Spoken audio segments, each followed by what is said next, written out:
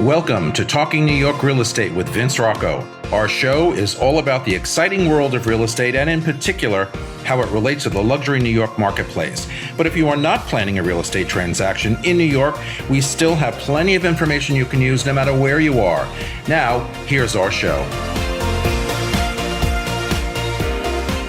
Hey everyone, I'm Vince Rocco in New York, where the state of our industry is being driven by technology. So, let's get to what everyone is talking about. The New York City real estate transaction has always been complex, layered with regulation, personalities, and high financial stakes. But what's changing now isn't just the pace of the market, it's the infrastructure beneath it. Technology is no longer a back office tool. It's becoming the operating system of the deal itself. From digital identity verification and AI-driven platforms and workflow automation, the transaction is being compressed, clarified, and in some cases completely redefined. But once required multiple intermediaries, redundant documentation, and weeks of coordination can now move with a level of speed and transparency that would have been unthinkable even a few years ago. But this shift isn't just about efficiency, it's about control. Agents and clients are being forced to adapt to a more data-driven, tech-enabled process, and expectations are rising. The question is no longer whether technology will reshape the transaction, it's who will leverage it effectively and who will be left operating in a system that no longer exists. That's what we're going to talk about here today. And on set with me are Stephen Clem and Doug Williford from Brown Harris Stevens, two of our executives, and they join me now to discuss. But first, let me welcome my listeners and viewers from across the United States and all around the globe. This is Talking New York Real Estate. So let's go behind the headlines and inside the state of our industry. Hi, it's Stephen Bailey from Roadway Moving and Storage. Listening to Vince Rocco, you know the right partner makes all the difference. At Roadway, we deliver an experience your clients will love. For specialized services and white glove care, choose Roadway. Want to learn more? Email me at stephen@roadwaymoving.com or visit roadwaymoving.com. Okay, everybody, we are back. So we're going to talk today about technology, and I kind of use the term loosely, technology revolution, because we've been, I started work in corporate America many years ago, and for 20 plus years, I worked in technology as a tech salesperson, and I always thought I knew what technology was about. I watched it move very quickly in the 90s and the early 2000s, and today, when I look at technology, I think you didn't know anything, or you didn't see anything. I mean, just our little devices alone. I mean, we go to bed with them at night, at least I do. We wake up with it in the morning. It's like right over here before I can even, whatever, it's reaching for the phone. It's a phenomenon. And in our industry, in our business, I think, a lack of technology could be devastating to what we do. There are companies out there who speak about recruiting agents and talk about their tech, but is their tech or anyone's tech really where it should be?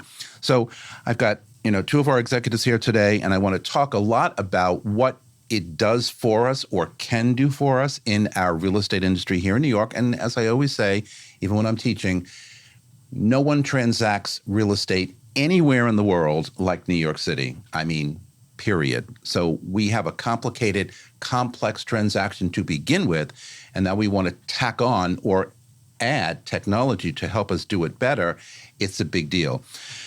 Stephen, let me start with you. So, where in our transaction is technology really making a measurable difference today? And where is it still a promise, out there? I mean, we think we've come a long way, but it's here. It's been here for a long time. Mm-hmm. So what is it really doing for us right now today? And where, is quickly the future? We'll talk about that a little later on. Well, I almost think up until about 2024 maybe, or early 2025, the technology that we were dealing with was stuff that we actually were kind of used to. We'd been using it for a few years. There were websites, there was e-signatures, there were DocuSigns, there were virtual tours, Indeed. All the stuff that we would consider technology. And now in today's framework, when you layer AI onto it, it's almost like that's the given. There are the words. That's not AI. even the technology we're talking about anymore. No. We're now talking about something much more fast-paced, moving at a speed that I think many of us are not accustomed to with regards to how technology is impacting our lives. And it's yet to be seen how influential it will be in the real estate transaction. But I do see it being used with much more regularity, even in this moment in time. And I think we're at a tipping point where it's actually going to move to where most agents will in some way, shape, or form embrace some form of AI technology going forward in the business. I think they use it today. I use it every day, right? I do too. I talk about that on the show all the time. I'm doing this 24 years and right here all these years. And I mean, I remember 24 years ago, and that's not that long ago, we didn't have websites. We were in the process of coming out with we were one of the first at the time, Halstead, to come out with a website.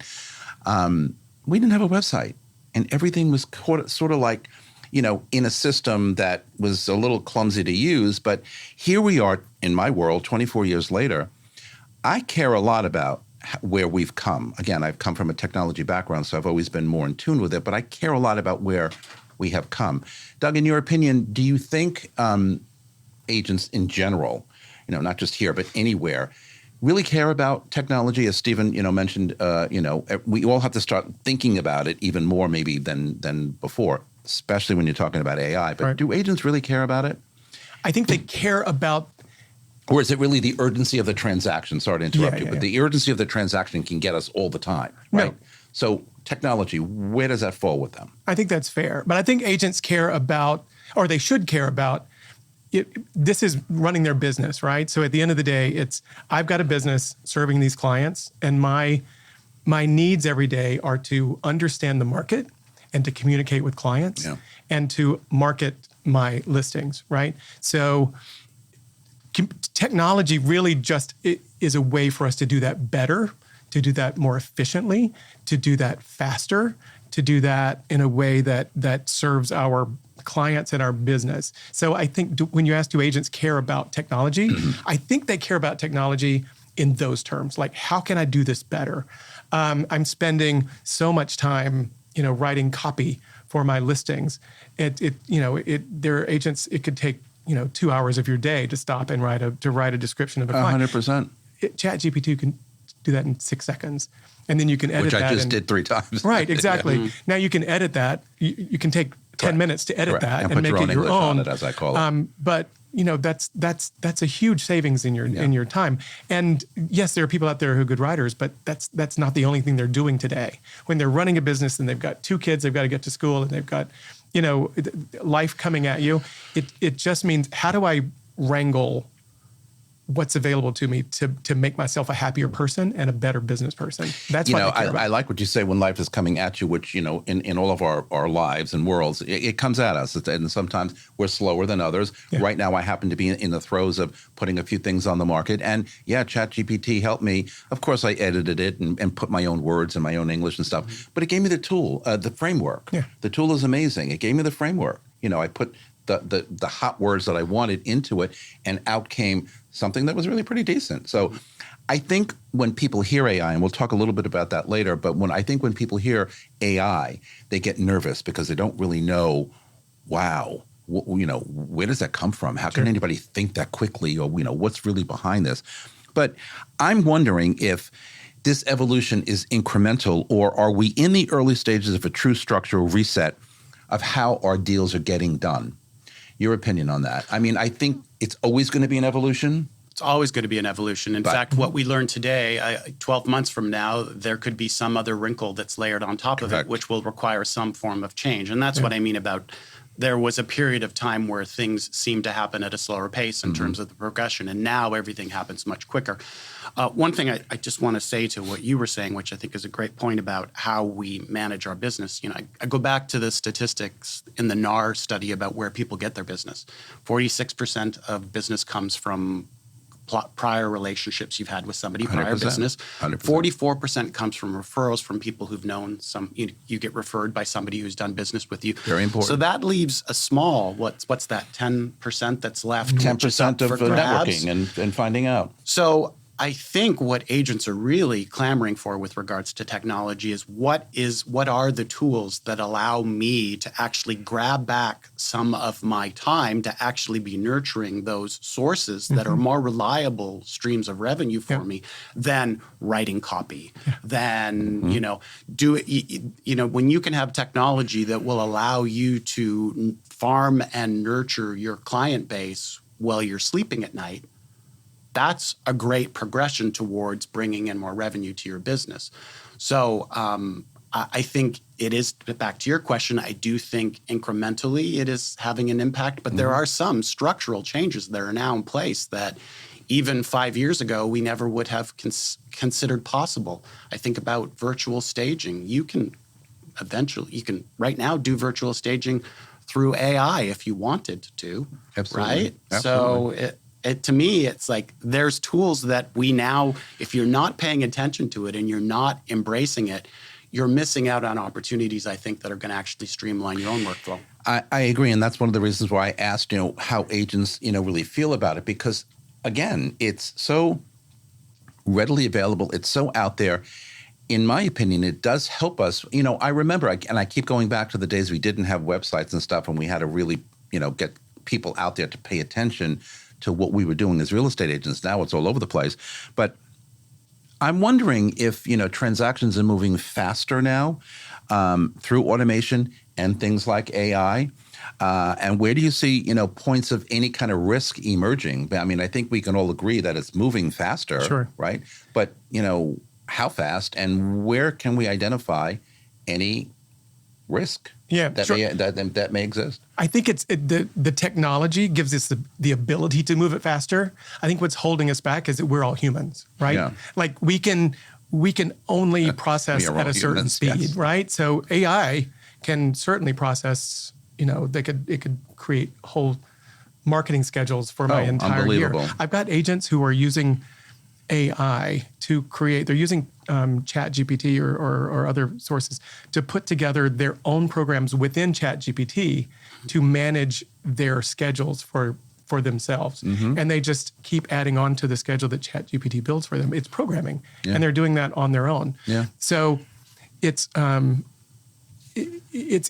just the human factor that's keeping this from growing faster than that. And that's we have a couple necessity. of built-in speed bumps in New York City as well. I mean, we have to deal with attorneys. We have to deal with managing agents in buildings. We have to deal with co-op boards. So there are some aspects of our transaction that maybe across other markets, you might not have the same friction. But I think you want that. I frankly think you want that. You could use a slowing down of the pace, actually, sometimes, yes. So as much as I would love to say that the transaction itself has sped up, I don't think the timeline from listing to sale to to accepted offer to contract signed to closing has sped up in any way, shape, or form. No. Right? Yeah. No, and that's part of what I call the urgency before. We did a show recently on how do you manage your business as agents on a daily, weekly, quarterly basis, whatever. Are you only paying attention to what's urgent and right in front of you and that deal, right. Or are you kind of, managing that, but also at the same time, you mentioned it before, farming and networking and finding, other opportunities, and maybe AI or maybe new tools on the technology side are, trying to get out there, do that work for you while you're sleeping or doing other things. Because if we only focus on what is urgent, the deal has to get done, but you're wasting a lot of time over here with everything else that needs to be paid attention to. You've just underscored the dilemma that a lot of real estate salespeople have, is and that's why how I keep to saying, manage their time. That's right. And That's I keep business. saying, how much do the agents, I mean, everybody will admit, technology is great. The more you can throw at me, the more you can give me, the better maybe I could manage my business or do my job better. But that sense of urgency or the time management, as you just said, is critical. I mean, I struggle with that sometimes too. You also mentioned what's the risk behind this? And I think to me, the big risk with that is managing the business, right? Because it's one thing to just unleash, I know this is sort of AI focused, but unleash AI on a project and say, have at it and give me my copy and help me. But AI doesn't have a license, right? Like AI doesn't have a license to lose. So it doesn't know the laws in the state of New York, and it's not responsible for knowing the laws in the state of New York. So it's up to us to wrangle that in. So to me, the biggest risk is that we sort of get a little laissez-faire and let AI sort of take over some tasks that it could do very quickly, but we need to check the work. We need to be understanding where the edges are of this and where the boundaries are of this, and make sure that we have it heading in the right direction for us. I like that point. I come from corporate America, as I keep saying, and very structured corporate America for 20 plus years. And I kind of look at AI sometimes as a business plan, okay? Mm-hmm. Help me work my business for the week, or help me get, through blah, blah, blah, whatever I have to for the next week or 2 or 3. I look at it more as a business plan, or how it could help me better structure and not get easily falling into that trap of urgent. I mean, the past few days, my hair is standing up over the urgency of getting 3 new things up on the marketplace. Sure. But it's kind of like, okay, just calm, relax, and try and find that structure. I think, time management is always going to be an issue for us because of the way we transact business here. And Stephen mentioned it, between the boards and the managing agents and the attorneys. I mean, a lot of states, doing real estate in this country don't deal with attorneys. God help us, but they don't deal with attorneys. And I always say this would be the wild, wild west here in New York City if we didn't deal with attorneys. I don't even know if I'd want to be in part of that. I can only just imagine. We got a lot of banana heads to begin with. So you add that layer on top of it all, it's going to be, okay, here we go. We love our banana heads. We love our banana heads, absolutely. But the point is, is there. But just quickly on AI before we move on. So, I look at it as a very big help and assist, okay? But you have to manage that well, just like you manage anything else. Yep. What quickly comes to mind when you hear AI, or what do your agents tell you about AI, or are they? Like how are they using it? Problematic? How am I using it? Sure. Anything. I think the 2 biggest ways that I've have agents that are talking to me about it, the most obvious is what we've talked about, like writing copy, like, things that are just like things that it can be done. That's what I pretty much use it for. But I've got agents who are also using it in running comparables for themselves and for their teams. Okay. It's amazing what they're doing. This is the thing that kind of lit a fire to me that says, I need to make sure I know what's happening with AI and be using it more, because I've got agents who can say, using ChatGPT, show me all of the 2 bedrooms with 2 baths with balconies with park views on Central Park West between this street and that street. It's extraordinary.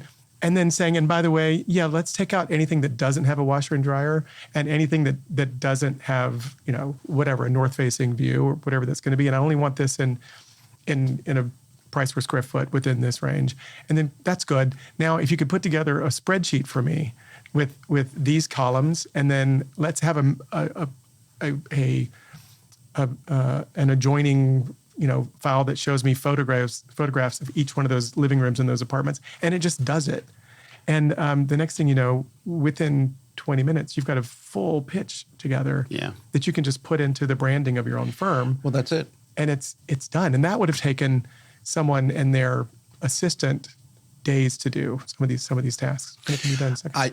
I put in a photo of me, 6-7 months ago, and I asked AI to do whatever they did to it. So it comes out, and I'm like, oh, look at that.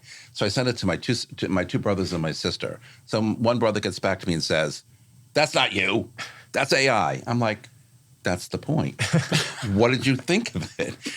All he can say is, that's not you. You don't look like that. I said, clearly. Clearly, thanks, Mike. But there are so many things you can do with it, and virtual staging and content writing, which I kind of use it for. I use it for the show often. I write my intro, I write my exit, and then I put it through and I say, dust it up for me. And they even understand my word, dust it up for me. The dusting up is the important connection to this, because there are people who are definitely using it to do comp reports, and when you said that to me, I instantly thought in my head, but we all have listing systems that will do and generate exactly the same thing. Right. Why are you not just using the listing system? Right. I think the issue is somehow they've determined that the flexibility with which they can lay out the information in AI is more palatable. It's more in keeping with the way they want to present the information. Yep. And I think where AI will have much more of an impact going forward is it's going to bring in nuances that even our listing systems or StreetEasy doesn't do. It's going to bring in neighborhood data. It's going to bring in 100%. outside information about quality of life and stuff like that that maybe, our listing systems don't offer up. And I think the consumer is going to start using it for that. 100%. And frankly, I think we're also seeing that already in the listing systems adapting to that, right? Correct. I think what we're going to see in listing systems, let's call it 2 years from now, it's not even 5 years from now. No, I agree. You're going to be able to interact with that same listing system. That's the Or they'll the have difference that I see. hooks into an AI something or other behind Well, right the now with our scenes. listing systems, you go in and sit down and you type in, you fill in boxes and you check things.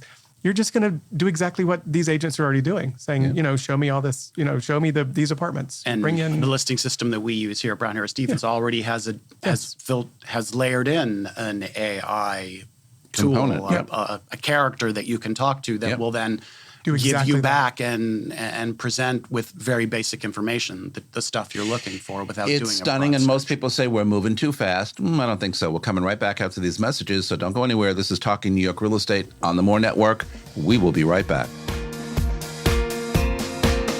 The Everset provides full-service staging and furniture rental solutions in the New York area. For more information, please visit us at staging.theeverset.com or email us at staging@theeverset.com to request a free proposal. Okay, so are we sacrificing diligence for efficiency? I mean, we all want to be efficient. We all want to move fast. We all want to do whatever we want to do.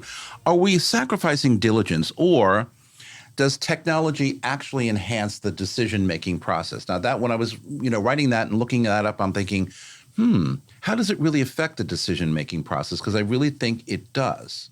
Comments on that, guys? It influences me on a regular basis.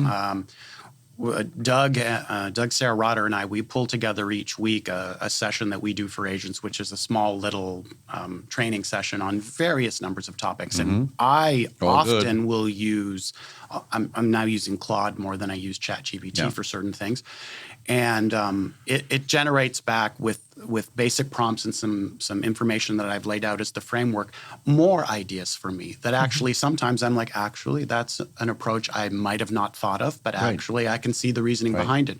So I think if you're using it with some standard information, standard input into it, it actually elevates the level of discourse, the intelligence that's produced back to you. So I think it can be very useful in terms of enhancing the discussion and enhancing the information. Yeah, and I think here's where I would bring in another set of technology, right? Like AI can definitely, if we're talking about the AI side of this, it can definitely take us deeper into finding sources of, if we have questions, like putting these if you're putting together a topic of study or you're working with a client answering a question, it brings in sources to answer that question you wouldn't have thought of. And It'll do the deep dive on the internet to all of the resources. Exactly. Yeah, you can prompt it to look up NAR data, for example, or you can have it look in various news sources to generate statistics for you, to generate, support for an argument you might be making, which quite frankly would take hours to do if you're researching it yourself. And there's another fascinating piece of ChatGPT that I love, which is like you can do that research and have it put it together. Then you can ask the ChatGPT, what would you find as the flaws in your research on this? Like, what would you think I should question on this? So it actually helps you to question the answers you get back from them. But the second piece of technology that helps us in decision making today that I think agents around the country are already using is the companies of third-party vendors that are taking advantage of their technology and putting together, in New York, we have, and putting together sources that agents can use to provide information for all of their clients when they're making decisions. So things like Urban Digs in New York City or Market Proof. Market Proof, that's what I was thinking of. Thank you for being in my brain. Market Proof, it's a source where you can easily go and pull very specific and very granular data that can help you make a case to clients on pricing of their listing or the positioning of their listing. Let me ask you something, because a thought comes to mind, and again, not to beat up on agents, because I am one, and I think we're incredible, but When I think about AI, when I think about all the tools that you guys are laying out here that some people have discovered, some people need to continue to discover, I worry, and I mentioned this when I'm teaching as well, I worry sometimes that our skills, or we can become lazy, and the things that we need to know and the things that we need to do to talk to our customers and our clients, our knowledge base, whatever. If we're relying on technology to give us all the answers all the time, AI mostly, are we learning anything? Or are we becoming, complacent? I think our real skills here, the real skill set we have as agents is not related to technology. That's a tool.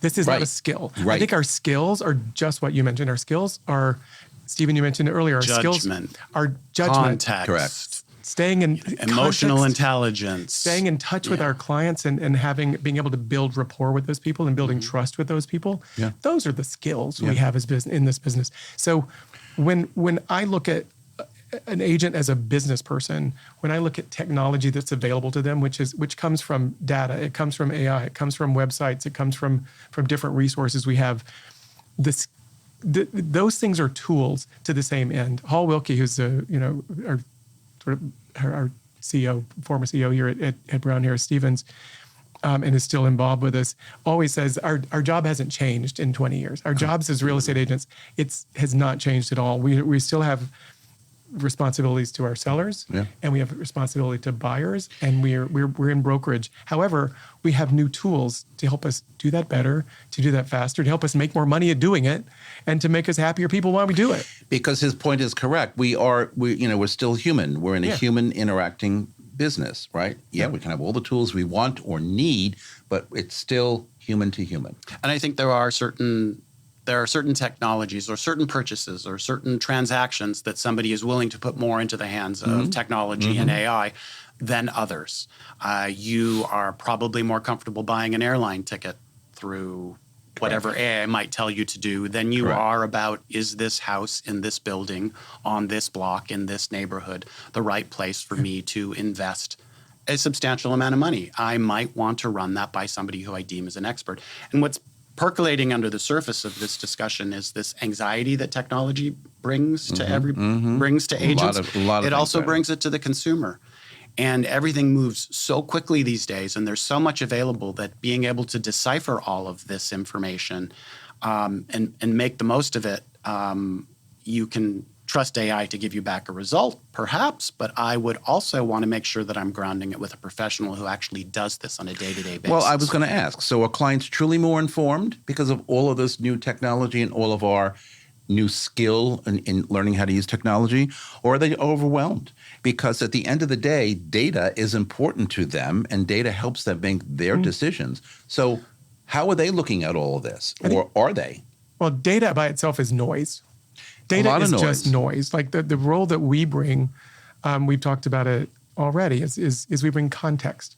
We bring an understanding of the process, and we can use that data and these tools in coming up with an answer, and coming up with a solution to a problem, and coming up with the right listing price for a property. We use it in the service of that. It's just like if you're running a business and you're whatever business you're in, let's say you're making candles, right? You know that you're going to have inventory, and you know you're going to have to do marketing to sell these things. Right. And those are the basics, right? And so how can I do this better than the next person? That's when you start employing technology. It's the same here. Like, I know that I've got to make connections with this network, and I know that I've got to find some ways to get these properties marketed and onto the market and get them sold for the highest price. That's all the same. But how do I make this consumer thrilled with the outcome of that process? And which technology can I use? And sometimes I might say it's not technology. It's not technology. It's one-on-one. It's the human touch. It's the one-on-one. Right. So it's a tool. I'm thinking about a differentiator in terms of how you show an apartment. One agent could be showing an apartment while they're on their phone and they don't interact with anybody, and they let them walk through the apartment. And then there's the agent who takes the time to show the property and the impact that can have. In my world, AI's not doing that for you. That agent has made a choice to actually be the salesperson on that property, to sell that property, right? So I think there are many points in the real estate transaction where that human touch differentiates us from AI and is essential to actually getting the job done. An agent who has meaningful connections with other agents at other firms can often be the key to selling a difficult property that AI would not be able to do because AI does not have those relationships. So is that our highest value then, or broker's highest value? Use it where it's needed, but the human interaction that becomes, in my opinion, our highest point of value. It supports that. It supports that. What I think of, I'm always like overusing analogies, so I apologize. But if to me, it's if you look at a plumber has to understand all of those tools, right? If you look at a farmer, they have to understand all the tools to create the thing they're creating. If they don't understand the tools, they're not good at their job. Mm-hmm. And with us in real estate, it's the same thing. We have to understand these tools. So you can't just say, I'm fine the way I am right now. I'm not saying we should all just kind of lean back and say, I don't need the technology. I can do what I'm doing because at the end of the day, it's just human contact. Mm-hmm. That's not really true. We need to understand what's coming down the road. We need to understand how Chat GPT and other AI sources can affect my business. We need to understand these other sites and sources of data so I can understand that when I'm talking to my client and they're saying, why isn't my home selling? I know that what I'm giving them is the right answer because I've used all of these tools. Sure. And I've maybe I haven't used them all, but I'm aware of all the tools and I've known that these are the ones I'm going to use to get that answer to them. That's a good point. And to use your analogy, your farmer analogy, I think that's a good one. And Farmers Tools is an analogy. Each farmer is going to be different. Yeah. Mm-hmm. Because Absolutely. each farmer might be growing a different crop Absolutely. that requires a different tool. So I think that's where if you're not in the game of checking this stuff out, you're probably at a disadvantage at this particular moment. Just as you probably, if you didn't adopt social media, you were at a disadvantage. Absolutely. There are some agents out there who will argue social media is not my business, and that's fine. You can argue that as much as you want. For many people, it's been essential for their business. Of course. But you've got to start trying them out. And I'm not saying try them all out at once, but you've got to start picking a couple and seeing how they work and using them to know what they can do for you. And I think actually the experience with me was I was skeptical, but the minute I started using it, I was like, I see the value in this. I see the points in my business where it's going to make things easier for me and the points where I should not use it at all. Yeah. Same here. So on that point, does technology commoditize the agent, or does it kind of create a separation between the average or that elite operator who has adopted all the new trends, all the new technologies, social media? Of course, I agree with what you just said. I mean, so you can consider yourself commoditized, but aren't you kind of elevating yourself to a more elite operator as an agent? Because now you're utilizing all these tools. Again, when I started, in this business 24 years ago, social media was not even, a mention. Okay, and then when it started coming out, I was one of the early adopters of it. And I remember, Matt Leone and I used to talk about it all the time because he was focusing on that back in those days. And I used to say, this is going to be something. Mm-hmm. Sure. This is going to be important. And we need to kind of get us all up to speed on this. But are we becoming more elite, or are we just becoming commoditized because now everybody's doing it? Or it was commoditized or specialized? Is that what it was? The two? Yeah. Well, commoditized to me always means that you're looking at everything like the only differentiator for it is price. Whatever. Right. It's like were it not for that one thing, everything would be viewed the same. Absolutely. And so I think specialize. It's going to help specialize, not commoditize. And I think agree. Technology like this in the hands of somebody who before it existed was probably specializing anyways. It's like an agent who is not differentiating themselves before AI is probably going to have an even more difficult time differentiating themselves with AI. So you have to have the skill set and the ability to be able to go, what is my signature? What is my brand? Who am I? What type of agent am I? Right? So that has to be there first. He listens to my shows. Right. And then when you layer the AI on top of that, I think, well, the sky could potentially be the limit for you. 100%. But that foundation of like, have I as a business person created that specialization? I think if you're an agent who here's yourself saying, oh, that's not for me. It's just commoditizing the business. It's not going to help me. It has nothing to do with me. I remember back in the 90s, there were studies being done. They asked people about the internet. They were asking business, like CEOs, about the internet and whether they thought it was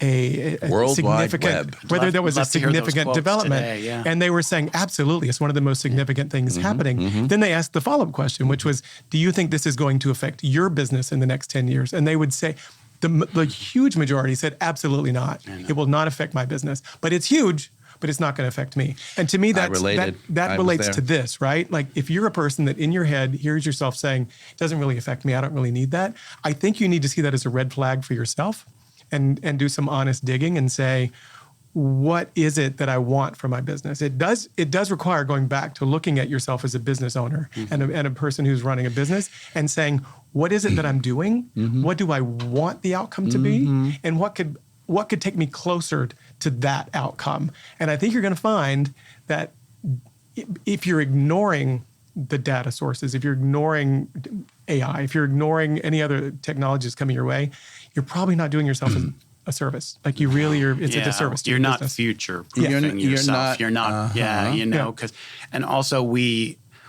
seen it time and again over even the past couple of years in our industry alone. There are many industries that are going through this or have gone through this in varying substantial degrees, but it just takes one regulatory change or one technology shift or one economic reverberation through the economy. Sure. And the way in which we have to adjust our business is shifts. Just think about a conversation with a potential seller. You're on a pitch, right? The difference between someone saying, do you use AI in your business, and saying, you know what, this is where I use it. It's already built into my business and these things. So everybody uses it. And I don't use it here because of this. I do use it here because I found it works for me, ABC. Or just saying, I don't. Yeah. You know, who am I hiring? Who are you going to hire? The person who understands and may choose not to use any of these things we're talking about because here's my reasons why. But they understand that. You have to understand it to know why you're not using it. So that's the other piece of this. I'm smiling because the two of them are saying exactly what we try and communicate here, or at least I do all the time. Y'all have heard me say it starts with, who am I? What is my why? What is my purpose? What do I need to do and to brand and to get myself out there as that real estate professional? And again, to Stephen's point, there's a quote that it's on the bottom of my signature block, and I've been using it for 20 plus years by Karen Kaiser Clark. Life is change. Growth is optional. Choose wisely. Yeah. Who knows what the change is going to be? In our industry, we've had how many changes in the last 2 years? Last year? So many. Okay, so, you're either going to stay stuck in the mud or you're going to say, hey, I'm going to grow with that because if I don't grow with that, I got a problem, right? Yeah. And choose wisely. With that, we'll be right back after these messages. Don't go anywhere. This is Talking New York Real Estate on the More Network.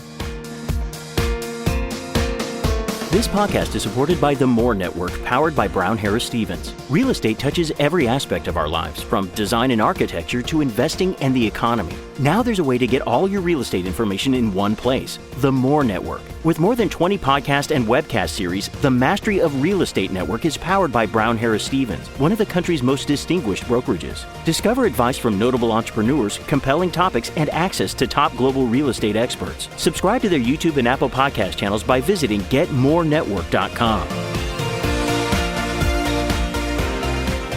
Okay, we are back. So who owns the transaction now with all of this? I call it, the operating system of how we do deals today, technology, the operating system, kind of guiding us through, what we need to do transactionally, right? But who's owning that? The brokerages, the startups, legacy institutions, agents, all of the above?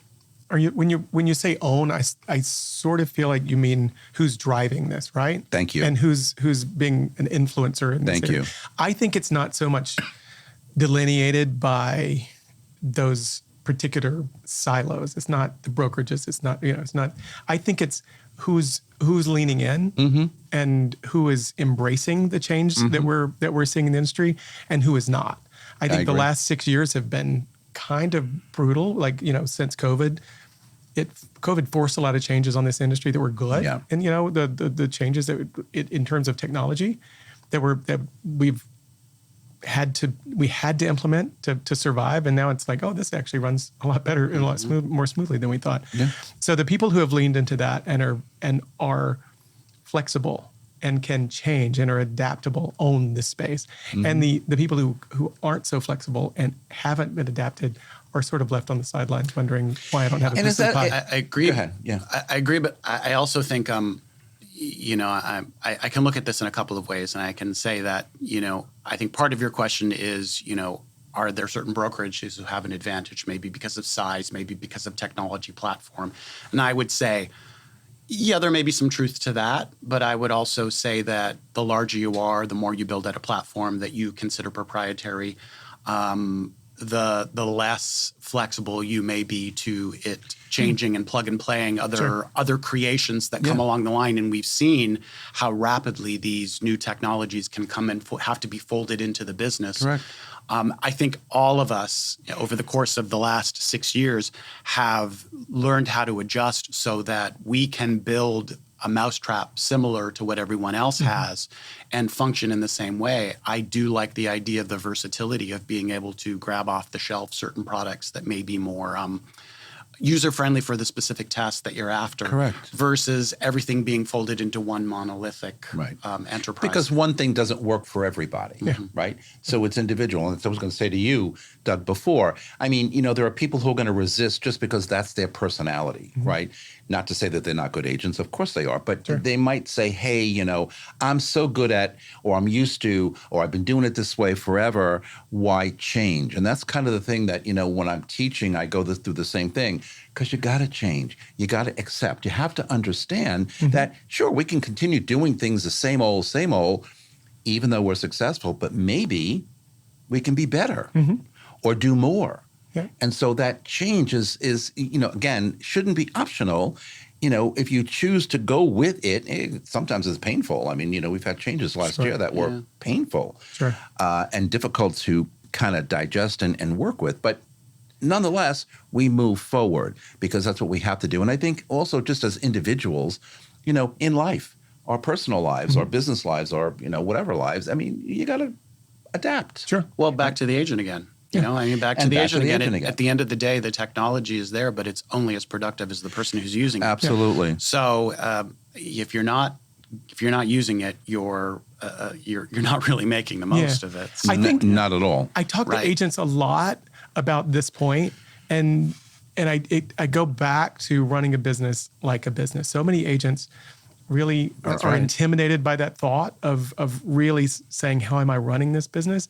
And I think it's so important. And if you look at this as I am a CEO of this, and you can just turn on the differentiator to me is turning on a natural curiosity. Like, how can I do this better? I'm spending so much of my time on this task that I really do hate. Right. How can I make this take up less of my time? Yeah. How can I offload this? Yeah. How can I spend more of my time over here, as you were talking about earlier, Stephen? Like, how do I spend more time farming this business, and how do I make that piece even more enjoyable and more productive and efficient? So now I'm looking at this, and now it's not intimidating to bring this on. And I'm not saying I don't need this technology. What you're saying is, these are the things that I enjoy. These are or better yet, this is how I make my money. This is the part of my business where I am really raking in money. How do I focus that?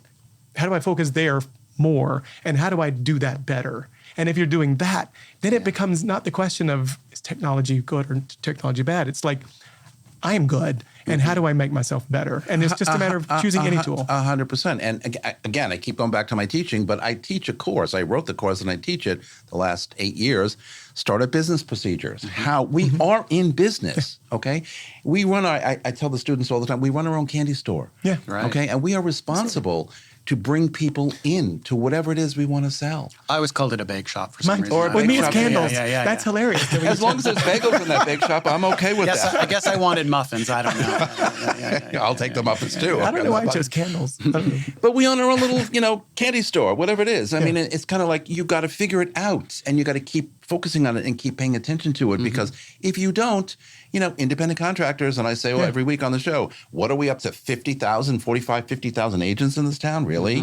I mean, I know the 80-20 rule, but still, there's a lot of people out there. So we've got to make, what we do be credible and what we do Absolutely. matter to that next person. Sure. Well, Doug and I we taught a business planning class together, Doug and I, and we used to talk about systems all the time. Systems. Correct. AI is actually making systems much more accessible to people. And I think that if that's one thing I could say to an agent who's maybe been reticent about AI, I'd say, look to it from the point of view of you being able to streamline process and create systems for yourself. 100%. Absolutely.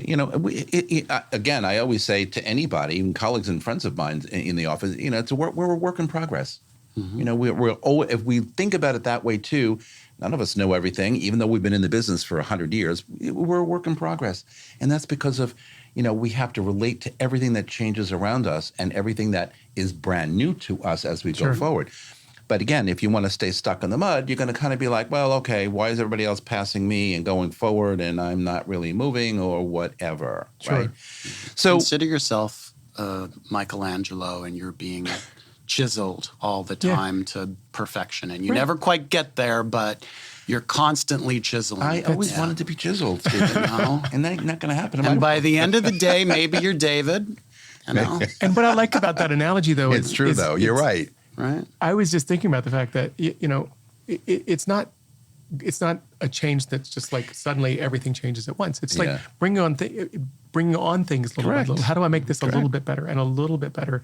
And the next thing you know, you've made some change in the right direction. It's not so intimidating that way also to think about Let's talk about attorneys. So, they're involved in the game as we are. Mortgage brokers are involved in the game as well as, agents or whatever. How are they, adapting to a faster and more transparent deal flow? Or is it faster and transparent? Because quite frankly, the last couple of deals that I've closed, and I just closed one last week, and I'm just like pulling every hair out of my head. Contract signed in January, we closed in March, and it was a condo. What is going on? So I'm thinking, are we adopting technology here? Or are we just ignoring Vince or whatever's going on here? I always sort of feel for the attorneys in that situation, because they are doing this, the manual stuff, and they have these you were talking about earlier, these points in the deal process that are human interactions and that have to be done by humans. And scheduled with humans. And scheduled with humans. So you've got this attorney in a position of having to interact with the management companies and interact with the owners and interact with the agents. And the attorneys with each other. And the attorneys with each other. That was the biggest problem I was having just recently. Yeah. There's 2 points of that. I feel sort of people have these expectations that they're going to keep this ball that's moving just like this. Yeah. Like there's this frustration, as you were just pointing out, of like, why can't you keep this moving? But there's the other side of it, which is that is kind of their responsibility to sort of put the brakes on it and make sure that we're not moving too fast to keep up with the facts of this.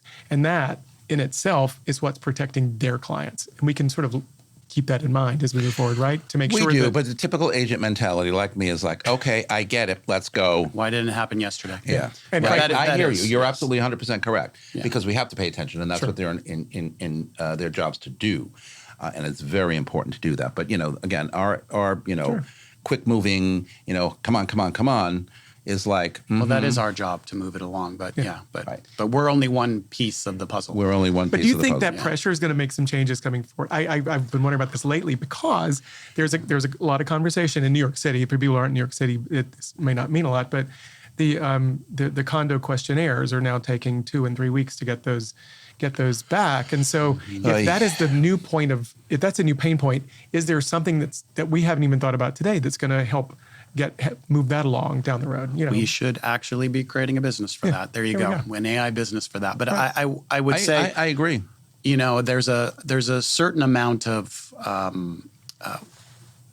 I think financial incentive that has to be seen in order to adopt AI. And I think that, margins in some of these businesses are so small that I don't think the investment in getting some of this stuff up to AI level, I don't know whether it'll happen soon. Eventually it probably will, but whether it'll happen soon, I don't know. But I do believe attorneys are probably using AI. I don't think they're using it from necessarily a legal point of view. Per se. I think they're probably using it from a systems and workflow point of view as well. As we all are. As we all are. But I think the trust level of using AI for legal matters, we tell people all the time, don't do that. And I'm sure they're not. Perfect point. The trust level, right? But as we've indicated here, it's really good information, really good data. I mean, what you cull from it oftentimes, I hate to use the word perfect because I don't like that word anyway, but it's almost perfect, you know? So, but I get the legal resistance to some of the things because how protected is it or how accurate, I mean, is it? Unless you prove it wrong, I don't know. Maybe it can do the preliminary work, but then the human, the eyes have to go and do the overview work to make sure it's almost like it becomes the paralegal and then in comes the attorney to do the final review and the rubber stamp of it. Absolutely. You know, the biggest reason parts of the industry are still resistant to adopting these tools is I think a lot of what we talked about. You know, agents, have to get on board with understanding that it can help them grow. Mm-hmm. Attorneys have to understand that if they're using AI, it's not a bad thing, but just kind of figure out, how or best to use it. And, look, the information that I've gotten from AI for a lot of things seems to be accurate. Yeah. I mean, I went back, just recently, just for kicks and giggles, I grew up in northern Westchester, and my parents, built a house, I don't even know how many years ago already, 50 years ago. And I went back and I wanted to find out, just again, for kicks and giggles, what was the neighborhood like back in those days and what is it like today? And I have to tell you something, I was amazed. Mm-hmm. The information through the years that I was growing up in that neighborhood was so right on. Mm-hmm. It was so spot right on. The later years, I have no idea. But the early days, and I'm thinking, wow, holy cow, that's like so spot on. Yeah. Well, I was waiting for my name to pop up on the circle playing baseball or whatever. It's like, come on. That is sort of where AI shines, though, in going out and very Where does it come from? Getting all this information from newspapers and sources and public records to sort of pull that together. That's where it really does. They've been gobbling it up for a while. And they're going to continue to gobble it up. And I'm amazed at how much information they have in there that I'm like, how did they even get that information? Exactly. So, I was stunned. Yeah. You mentioned something earlier about like there having to be a monetary reason to adapt technology and AI. And I in thinking through that, I find that the point where you can see that's absolutely true, that either competitive forces or monetary forces or economic forces are pushing it, is when you look at the areas of our business that are least advanced, they're like sort of seemingly hanging in the in the yesterdays, are public websites, right? Like if you go to the Department of State, it looks like it would have looked 20 years ago. Yeah, and you go to ACRIS, which is the database in New York City for taxes and deeds and because there's no ownership transfer. There's no competitive reason for that to move forward. There's no monetary reason pushing that forward. So it sort of hangs back there. And I think that's where you can really see there's not much advance. But that's where companies like a Market Proof or a Property Shark or come in and they take that data and then they find a way to feed it back to you in a much more interactive way that's much more useful for the agent. And they combine it with other data. They put a new dashboard on it, and suddenly it's really easy to use. But again, that's not new, Property Shark or Market Proof. But not new. What companies like that will be able to do with AI now is transform even the results that they generate on their websites. I'm assuming most of these people are thinking about how can I take this technology and improve upon the features that I already have in place in my own product. It's a phenomenal, period, I think, of time. Like I said, I can go way back, when I started working at IBM in the 80s and through the 90s. And I thought we were advanced in technology. And I was like, wow, this is amazing. I work at IBM. Oh, my God. But, the minute I would sell something, the next week we'd come out with another announcement, which is one of the things I always hated about that company. Like, well, I just sold it, and now my clients are complaining we got the new model coming out, whatever. I just watched the BlackBerry movie on Netflix. And speaking about a technology that everybody thought was transforming the world, and now BlackBerry, it's a spot in history. Yeah, absolutely. And it just took one shift, the flat screen. You know what? The flat screen and the idea that you weren't selling minutes, you were selling data, that changed everything about how people interacted with these devices. So incredible. So again, I can say I'm old enough to say I've seen it all, and I'm still thrilled and still excited and still anticipate what's next, because now I'm used to the fast movement of how these things are moving. So question, okay, 5 years from now, what part of today's transaction process will feel completely obsolete? Whether it's due to technology, whether it's due to other, agent, transaction changes. And I always say, we should be relationship agents, not transactional. But from a transaction perspective, what's going to be obsolete 5 years from now? Probably quite a few things. So it's going to be hard for me to limit it to number to one, but I'd say much of the marketing, much of the individual agent branding and outreach that they do to their sphere of influence will probably be mechanized in some way, shape, or form. Yeah. Templates will have been developed and they will generate content which will be overviewed by somebody and then out in a matter of moments, as opposed to having to spend hours to generate the content over and over again. So that'll all be systematized, I believe, right? And I think the consumer interaction is going to be to me, I see that as being the biggest change. Well, of course. Meaning, instead of a consumer sitting down in front of a third-party aggregator like StreetEasy or Zillow or whatever, it might be those same aggregators using it. But I think that process is going to be, show me. They're just going to sit down at the computer and do exactly what we're talking. Show me, everything in this market that's a 3-bedroom home with 2.5 bathrooms with 2 acres, and great, now limited to A, B, and C, and now set up the appointments for me. And can you contact my mortgage broker and let them know that I'm going to want an 80% loan and see what I could get? And I want to shop I want to shop the 3 top ones. And if we could go ahead and talk to my attorney and let them know that this. So that's going to be the interaction. And to me, that's fascinating and exciting. Of course. And it's going to be just like, the Zillows and the other third-party aggregators and others who hopped in to get us to where we are today. I think there's going to be aggregators and upsetters in coming forward that are going to be changing things in ways that we can't even see right now. So whether you want to, as an agent, resist it or not, you are going to be required, compelled, Correct. to have to interact with it. So the sooner you get into understanding it and becoming familiar with it, the more adept you'll be at being able to navigate these changes that will come. 5 years from now seems like a long way away. I would say even 12 months from now, it will be unrecognizable, I feel, in some ways, right? Yeah, totally agree. Just that whole idea of going to ChatGPT to look for an agent. Yeah. There's many people out there who do that now. They go in and they say, who is a townhouse expert on the Upper East Side that I should be speaking to? And it'll generate a list of names. And, how do you make sure you're one of those names? How do you fit there? Do that for yourself today. That's exactly the point. All right, last question. We are today at the end of the first quarter of 2026. Come on now, really? I'm still back in the Christmas mode. Oh, my God. Christmas, when was that? Yeah, hello. And my martini for New Year's Eve. Now we're March 31st. What on earth how can January is always like a year long, and then February is like 2 weeks, and then really, and then March, crazy weather, whatever. But here we are, starting the second quarter. 2 minutes left. Right. How are we looking for the rest of 2026? I feel business-wise here at BHS. It's been hard to get a sense of where the market's going to go for this spring for, I would say, the last 6 to 8 weeks, because it's been fits and starts and certain things have happened to change it. Either it's been weather or it's been war. Everything's starting with a W. A lot of weather, that's for sure.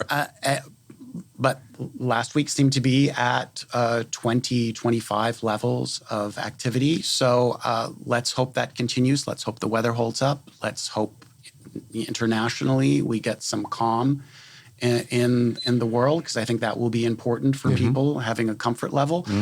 We still need mortgage rates to cooperate with us. And if they tick up, that's going to be... And they went up last week. And we need more inventory. that we've been saying this on the show, since and you aren't going to get that year. without, And you're not going to get it without. Everything is the same. What do you think? I sort of agree. I think that inventory is going to continue to be a story. Yeah. But what heartens me about the market is that the top end of the market, the people, above 4 million that don't need mortgages, that is still rocking along. And it's nothing slowing that down. No. And we're also seeing there's more signs that where mortals buy, below 2 million, below 1 million, that there's a lot of demand out there. And the headwinds that we're seeing, those things that start with W that you're talking about, aren't really pushing back on that right now. Like those people, I think it's pent up demand that they really need to make moves. That's where the inventory may be helping that. Yeah. In terms of its the speed at which things can move. But you really have 1 or 2 weeks of making an impact on a market these days as a property. So that's another thing, this idea that, your window for making a first impression is very, very short in this business. So you need to make sure you're really primed and ready to go as a property. So that's where I think agents are essential in being able to position a property correctly. 100%. Absolutely. All right. That was a great conversation, gentlemen. And a special thanks to these two because they had a very busy start to their day talking to our entire company in a transformative Tuesday, as we call it, and did really, really well. And now they're here with me. So that's great. And we will be right back with my final thoughts right after this. Hi, it's Stephen Bailey from Roadway Moving and Storage. Listening to Vince Rocco, you know the right partner makes all the difference. At Roadway, we deliver an experience your clients will love. For specialized services and white glove care, choose Roadway. Want to learn more? Email me at steven@roadwaymoving.com or visit roadwaymoving.com. Okay, everybody, we are back with my final thoughts. So technology isn't eliminating complexity in the New York City real estate transaction. It's reallocating it. That friction isn't disappearing. It's moving from paperwork and process into judgment, interpretation, and execution. The professionals who win in this environment won't be the ones who simply adopt more tools. They'll be the ones who integrate them into a cohesive workflow where data-informed strategy, automation removes the drag, and human elements is applied precisely where it matters most: negotiation, risk, assessment, and client guidance.